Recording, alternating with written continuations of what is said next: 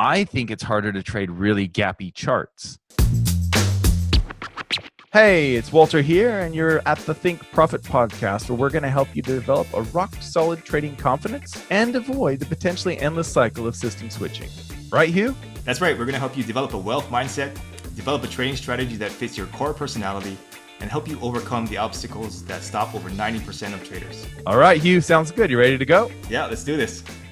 Hey, Hugh, so I got a question from a trader. He's been trading indices and shares for a long time, and he was saying that when he tried to move over to currencies, he found it difficult, and he was wondering, why is it that he finds it difficult moving over? And I had some ideas on that, but what were some of your thoughts? Yeah, I think it's just a different psychology, right? I think Forex and maybe futures kind of have a similar psychology, and then you got stocks, indices, and maybe even options that have a slightly different psychology behind them.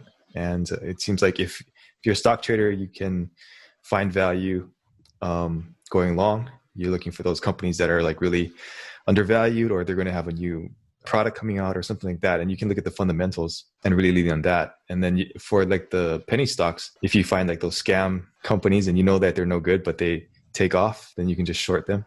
That's a different psychology behind that compared to Forex or maybe even futures. What do you think? No, I think probably the biggest thing is what you touched on is when you look at shares. Okay, so when I started trading in the 90s, we learned from this guy named William J. O'Neill, who wrote a book, How to Make Money Trading Stocks. I think it's something like that. We can put it in the show notes.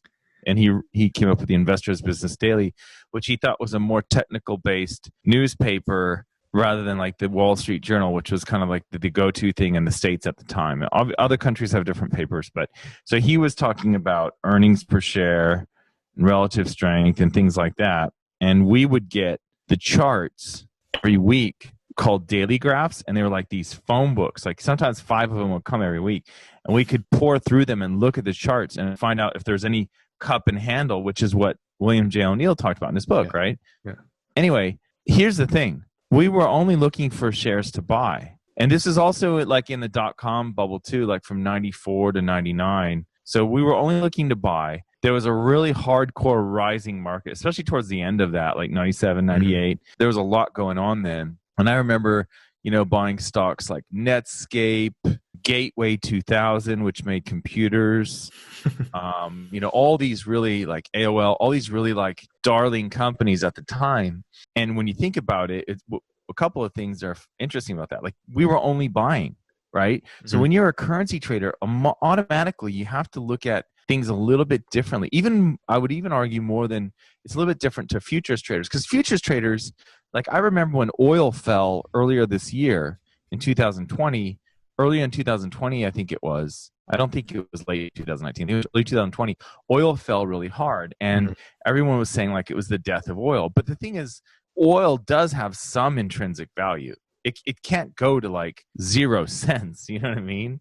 I suppose a company could. If a company is totally bankrupt and they're toast, then yeah, the shares will go really low. But before that, they'll actually delist it, and they'll take it off the major exchange and they'll move it to another. I remember I had a stock. I know this because I had a stock, and I called my broker. There's no internet or anything. And I called my broker. I'm like, what? Where's the stock? I can't find the quote in the paper. And he's like, well, it's gone to I think he called it the note board, or it was something about the board, some sort of board. And I'm like, what's the note board or whatever? He goes, that's where stocks go to die. It's awesome. My stock's going to die. But yeah, so I guess the biggest thing is when you're trading Forex, you're always trading one relative to the other. So you can look at the pound Aussie chart, or you can look at the Aussie pound chart. And there are actually some charts that you can find, we can post in the show notes, where you actually, it's the opposite. It's not the Euro USD, it's the USD Euro. It's really kind of hard to wrap your head around that. So inherently, currency pairs are range bound. Hey there, I hope you're finding this episode useful. I just wanted to let you know that Walter and I give away something valuable every month that helps traders improve their skills. You can enter to win by simply leaving an iTunes review and leaving a comment on our YouTube videos. At the end of each month, we'll look at the comments and reviews from the month, and we'll pick a winner at random. Each comment and each review counts for one entry during the month that it's submitted. So if you're interested in that, be sure to enter after this podcast is over. All right, back to the episode. Now, it doesn't seem like that because we still can trade with leverage in Forex, even though they're trying to take that away from us. There still is a range, a high and a low for the euro, which like the euro USD, it's about from, it's been about 77 cents to the euro to about $1.61, I think, around there. So it's basically been caught in that range since the inception of the euro. And every currency pair kind of has that range. So it's a little bit different from, say, gold. Because some people right now, if you talk to them, they'll say gold is going to go to $10,000. Well, it hasn't really been to $10,000 in modern times. We don't have a chart that goes back that shows gold being worth that much. But it could, and it could go to 100,000 or 200,000. Same with Bitcoin and everything else. Whereas with currencies, it's a little, that could certainly happen, but that would mean that one of the currencies is basically in the toilet and is done, and they're going to have to reset that currency, right? So yeah, it does take a little bit of a different approach. You really have to, you almost have to consider twice as many decisions because you're thinking of buying or selling. Whereas a lot of times, there are a lot of share traders and index traders that just buy. I suppose index traders are a little bit different because they could buy and sell, and certainly futures traders can also sell. But they definitely have a buy bias that you don't necessarily have to have as a currency trader. The leverage thing too, if you haven't traded futures before, that can be a bit tricky to get your head around. And it was for me. Like I remember when I was first getting into getting out of share trading and getting into this, I had to talk to a futures broker like on the phone, and he was like sending me stuff so that I could understand, what is this margin thing and all that. And we had actually, traded shares on margin. We were able to do that, but it wasn't to the level that you get in Forex or in futures. Obviously, it was and I have no idea what the margin requirements are now in shares, but we couldn't get that much, and you had to pay interest and all that, I remember I had a small futures account once, and I only could take one trade at a time. Yeah. And that's why some of the Ryan Jones method of fixed ratio trading, like that's where that comes from, because it's like the question was, how do we grow our account quickly when we can only trade, you know what I mean? Like you're kind of you're stuck with these fixed lot sizes. Trades. Yeah. So that's where all that stuff comes from, is from that sort of approach.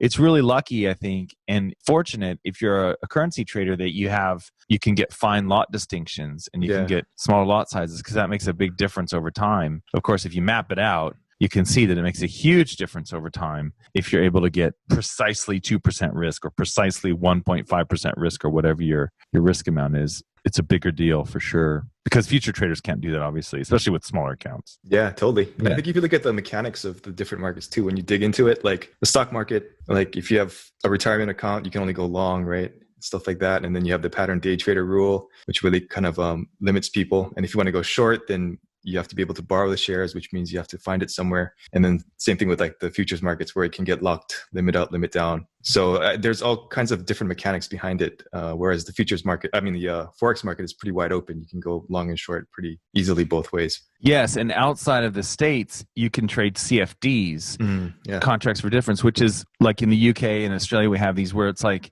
the major shares like, Tesla or Apple or whatever, you can trade like, it's actually the same as Forex really, where you're trading like a mirror of the market. So, in Forex, we're trading these charts that aren't, our broker passes the trade through to the real currency market, the real interbank currency market. And it's the same thing with these CFDs. So you can actually trade smaller lot sizes and stuff with like Tesla or Apple or, the big shares that are traded like Microsoft and stuff like that. So so that's another thing that you can do if you move over to sort of like the Forex world. It takes a bit, I think, of mental flexibility once you go over to currency trading. I understand people say it's harder, but it depends on what you consider to be harder. Like, I think it's harder to trade really gappy charts. Yeah. That's really the main reason why I like currency. I really do. I mean, it used to be like probably like most people, because you like to have charts going like after work or whatever, so you can trade, when you get home or early in the morning before you go to work or something like that. The thing that I really hate is having a trade on and then the market gaps over, your stop or your price or whatever, you know what I mean? Like that, all that stuff, to me, that is a lot of risk there. Now, I understand currencies definitely do gap as well. The technical analysis side of trading is so much easier when you have these really smooth charts, which you typically get, these candles that you get in Forex. And that's what I really like about it, to be honest. Like I've looked at Australian companies, Australian shares, and they're so gappy. And the market's only open here for like 4 hours or something. It's crazy. And so you get these massive gaps, and it just, you know what it looks like? It looks like target practice. It looks like someone just took a gun and just shot it like you're like, whoa. So it opened here today, and then tomorrow it opens up here. It's crazy, So I really like the smooth charts that you get in currencies. And that, to me, that's another thing that I think, might be weird if you're coming over from shares and you're so used to that. Yeah, it just depends. With anything, though, a practice is what it's going to take. And, working through a simulator, getting your feet wet, getting your confidence up, all the sort of fundamentals of trading, that's the way to go for sure. Yeah. Well, backtesting is really tough with shares too, right? Yeah. You need so many data sets. It's kind of crazy. Yeah, you need a lot of data. That's right. Yeah, that's right. Actually, one of the guys in the forum, he was showing me one that I didn't even hear about, but he uses this in his share trading, and it looks very similar to Forex Tester. But you're right. I mean, your data has to be really good no matter what if you want to get some good idea of how your strategies are going to work, for sure. Yeah. All right, cool. Thanks, Walter. Okay. See you. Yeah. All information in this podcast is for educational and informational purposes only and is not trading or investment advice.